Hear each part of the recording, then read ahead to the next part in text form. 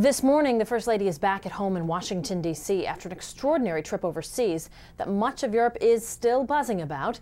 Suzanne Malveaux got to see Michelle Mania up close. She is live now for us in Turkey. She's traveling with the president. Good afternoon, Suzanne.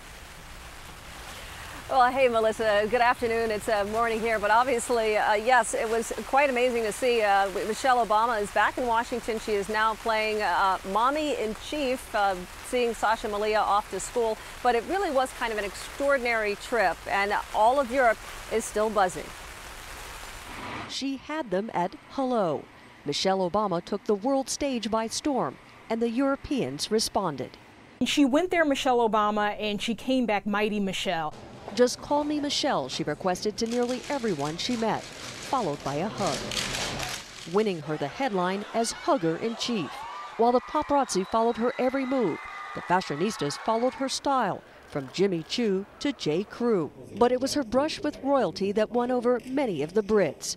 Her break in protocol, this warm embrace with the Queen, had the world talking. But even Her Majesty seemed taken with the First Lady. Buckingham Palace said the hug was a mutual and spontaneous display of affection. When the two parted, the Queen was overheard asking Michelle, "Will you please keep in touch?" Then came the much-anticipated meeting with French First Lady Carla Bruni. The tabloids portrayed it as a fashion face-off between the former Victoria's Secret model and the 5'10" Ivy Leaguer. But their friendship was immediately sealed with a kiss-kiss.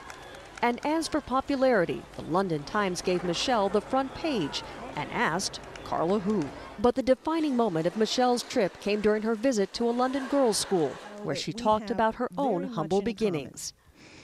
For nothing in my life's path would have predicted that I'd be standing here as the first African-American First Lady of the United States of America.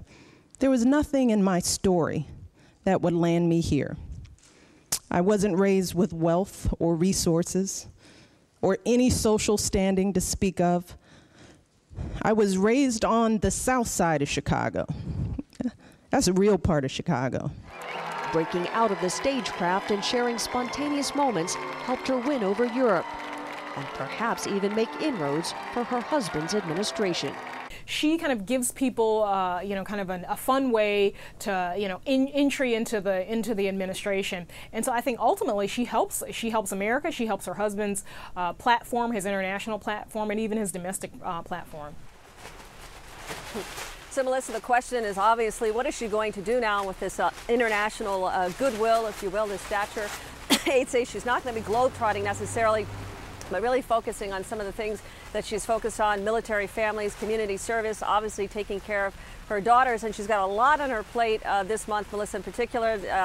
Following the Easter egg roll, she's got some commencement speeches, and then, of course, the arrival of the new White House dog. So we'll see how it goes. Oh, that's Melissa? The thing everybody at home wants to know about, of course. When will that dog be residing at 1600 Pennsylvania Avenue? Okay, so the First Lady back in Washington. The President, however, is still traveling. I know you're in Turkey today. What's on the President's agenda? Well, later today, he's obviously going to be addressing the Turkish people as well as those in the Middle East, talking about this new partnership, this new relationship between the United States and the Middle East, like to improve that. And then it's on to Istanbul. That is tomorrow, where he's actually going to have a roundtable with some young students.